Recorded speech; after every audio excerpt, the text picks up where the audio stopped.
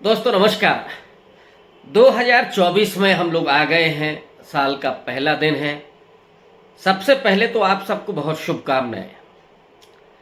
2024 बहुत खास होने जा रहा है राजनीति के लिए। और अब जब राजनीति की जब हम बात कर रहे हैं तो ऑब्वियस है कि समाज के लिए भी लोकसभा चुनाव होना है।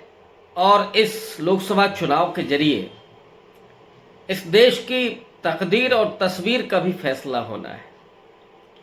ये देश कितना धर्मनिरपेक्ष बचेगा, संविधान के कितने मूल्य रहेंगे, दलितों, पिछड़ों, आदिवासियों की आवाज़ों का क्या होगा, महिलाओं के उत्पीड़न पर सरकार का क्या रवैया होने वाला है, खिलाड़ियों का क्या होगा, किसानों की ज़िंदगी कैसी होगी, नौजवानों को रोजगार मिलेगा या नहीं मिलेगा, और राजनेताओं का क्या होगा, उनकी बल्ले बल्ले होगी या विपक्ष को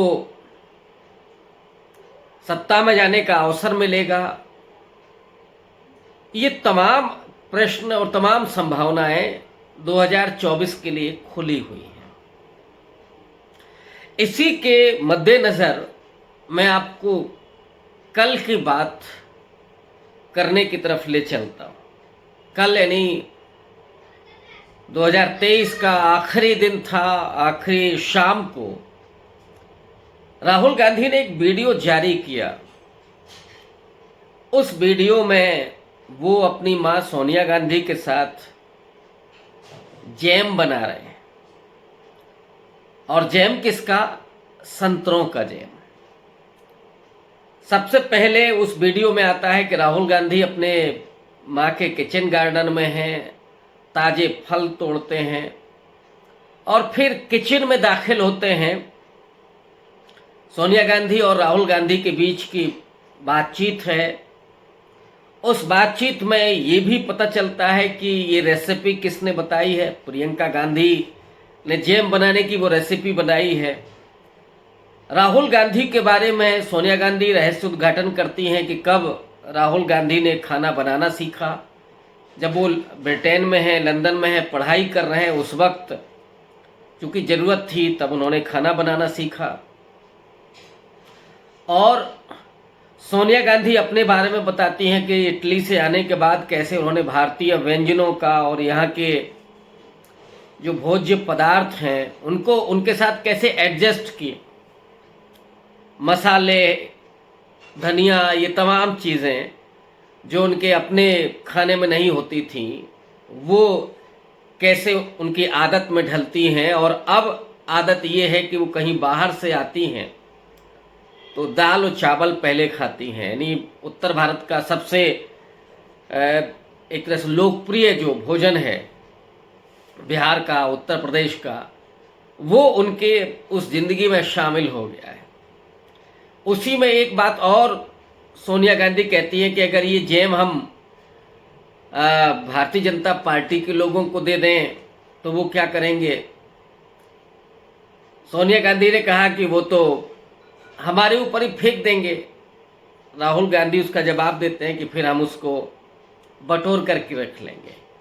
यानी जो एक तरफ भारतीय जनता पार्टी की विभाजन की, नफरत की, घृणा की जो राजनीति है, प्रतिकार की जो राजनीति है, वो इस बातचीत में समझ में आती है। और राहुल गांधी जब जोड़ने की बात कर रहे थे, मोहब्बत की दुकान खोलने की बात कर रहे थे कि अगर वो फेंक देंगे तो फिर हम उसको बटोर लेंगे, तो दरअसल मैसेजिंग वही है कि कांग्रेस पार्टी जोड़ने की राजनीति करती है। लेकिन संतरों का जैम बनाना ये क्या अपने आप में कुछ और संकेत देता है।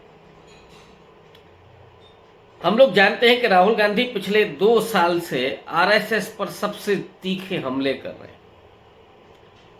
और उस पूरी हिम्मत के साथ जब वो भारत जोड़ो यात्रा में महाराष्ट्र से गुजरते हैं उस वक्त सावरकर पर हमला करते हैं। आप ये भी जानते हैं कि शिवसेना के बड़े आइकॉन के रूप में सावरकर हैं और शिवसेना कांग्रेस पार्टी साथ है, एनसीपी साथ है महाराष्ट्र में। गठबंधन में कोई दरार आ जाएगी इसकी चिंता किए बगैर भी राहुल गांधी सावरकर के 6 माफीनामों की बात करते हैं। कांग्रेस पार्टी ने आज़ादी के आंदोलन की जो लड़ाई लड़ी है उसकी भी बात करते हैं। और इधर आरएसएस की जो पूरी राजनीति रही है दलित पिछड़ों और आदिवासियों के विरोध में, कि कैसे वो उनका राजनीतिक इस्तेमाल करते हैं, दंगों में कैसे इस्तेमाल होता है। वो अशोक मोची उसका बहुत बड़ा उदाहरण है, गुजरात के दंगों का। वो पोस्टर बॉय जो आज जूते ही गांठ रहा है, लेकिन वो उस वक्त दंगों का पोस्टर बॉय था। और कैसे वो तमाम नेता जो राजनीति कर रहे थे, जिन्होंने उकसाया था इन दलितों आदिवासियों को, वो आज गांधीनगर से लेकर के और दिल्ली तक पहुंच गए। ये भी उन दंगों की सच्चाई है और सांप्रदायिक विभाजन की राजनीति की सच्चाई है। समाज टूटता है सांप्रदायिक राजनीति से। ये जरूर है कि कुछ नेताओं को उसका फायदा मिलता है, सत्ता मिलती है, लेकिन समाज का बहुत कुछ बिखरता है, बहुत कुछ टूटता है। राहुल गांधी उस जोड़ने की बात कर रहे हैं, आदिवासियों के जल जंगल जमीन की बात कर रहे थे, उनके अधिकारों की बात कर रहे थे। और मोदी ने जब उसे कहा कि हमारी अपनी गारंटी है, छत्तीसगढ़ में जल जंगल जमीन के अधिकार की बात कर रहे थे, वो सरकार बनते ही वो जो हसदेव जंगल था उसको काटा जाने लगा। आदिवासी उसके लिए जूझ रहे हैं, संघर्ष कर रहे हैं। अडानी की जो निगाह लगी हुई थी उस जंगल पर, वो उनकी ख्वाहिश पूरी हो रही है। उसी तरह से दलितों के वजीफे गायब हो गए। जो समाज कल्याण मंत्रालय में जो बजट हुआ करता था, वो बजट केवल विज्ञापनों पर, सरकार के वो जो उसकी विज्ञापन है, जो उसका प्रचार है, उस पर पूरा खर्च हो गया। आईआईटी आईआईएम में वो दलित पिछड़े आदिवासी तमाम छात्र बाहर निकाल दिए गए, बाहर निकल गए मजबूरी में। और इधर वही दलित पिछड़े नौजवान, आदिवासी नौजवान, वो मजदूर बनने के लिए अब शब्द हैं। उनके पास स्कूल नहीं है, नौकरियां नहीं है, और उनकी अस्मिता भी धीरे धीरे खोती जा रही है। संवैधानिक अधिकारों के प्रति जो उनकी चेतना थी वो भी कुंद की जा रही है। उन्हें धर्म की अफीम चटाई जा रही है और उसके जरिए उनके उस पूरे विवेक को खत्म किया जा रहा है। किसानों के साथ जो हुआ वो भी इस देश ने देखा। 2022 में आमदनी दोगुनी करने की बात की गई थी, काला धन वापस लाने की बात हुई थी, महंगाई को खत्म करने की बात हुई थी। और हुआ क्या इस देश में? पेट्रोल डीजल की कीमतें कहाँ पहुँच गई, और इधर टमाटर का भाव बीच में क्या हुआ था, प्याज का भाव इस समय क्या है। ये सारे बुनियादी मुद्दे खड़े हों, इसके लिए उस गोदी मीडिया के जरिए वो मंदिर के पूरे प्रोपेगेंडा में, पूरी राजनीति में लोगों को झोंक दिया गया। तो जो राहुल गांधी मैसेज दे रहे हैं कि 3 राज्यों के जो चुनाव के नतीजे हुए वो कुछ भी हों, लेकिन वो जो नागपुरी आरएसएस है उसको वो छोड़ने वाले नहीं। उनका तो मुरब्बा, उनका कचूमर बना करके उनको दिखाना ही है, छोड़ने वाले नहीं है। जिन्होंने गांधी की हत्या पर जश्न मनाया था, जिन्होंने कई दशकों तक तिरंगा नहीं फहराया, जो वंदे मातरम को लेकर के तो बात करते थे, लेकिन तिरंगे को 3 रंगों वाला कह करके उसको अशुभ बोलते थे।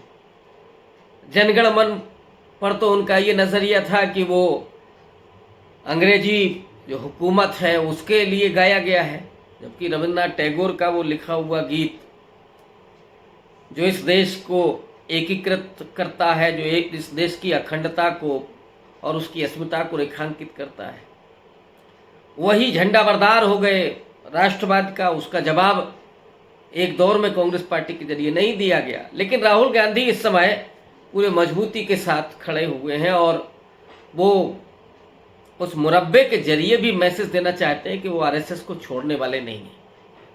उस विचारधारा को जो वर्चस्वशाली है, जो सामाजिक भेदभाव करने वाली है, जो सांप्रदायिक विद्वेष पैदा करने वाली विचारधारा है, उसको वो बख्शने वाले नहीं हैं। उसके लिए उन्हें संघर्ष कितना भी करना पड़े।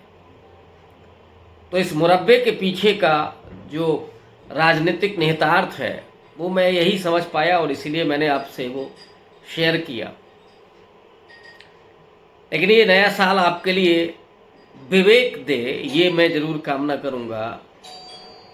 आपके लिए वो चेतना पैदा करने वाला हो, आपको नागरिक अधिकार का बोध पैदा करने वाला हो, संवैधानिक मूल्य के प्रति आपकी अवेयरनेस हो और आप देश की एकता और अखंडता को मजबूत बनाए रखने के लिए और देश को समृद्ध बनाए रखने के लिए कृत संकल्प हों, ऐसी मेरी कामना है। और हम सब मिलकर के इस देश के उत्थान में, इस देश को जोड़ने में, इस देश को एकजुट बनाए रखने में अपना प्रयास जरूर करेंगे। इन्हीं शब्दों के साथ आज के लिए बस इतना ही। मैं मिलता रहूँगा, बराबर आपसे बातचीत करता रहूँगा। राजनीतिक चर्चा तो होती ही रहती है, कभी कभी ऐसा अवसर आता है जिस पर कुछ दिल की बात कहने का मन करता है और आज वही मैंने आपसे किया। बहुत शुक्रिया, धन्यवाद।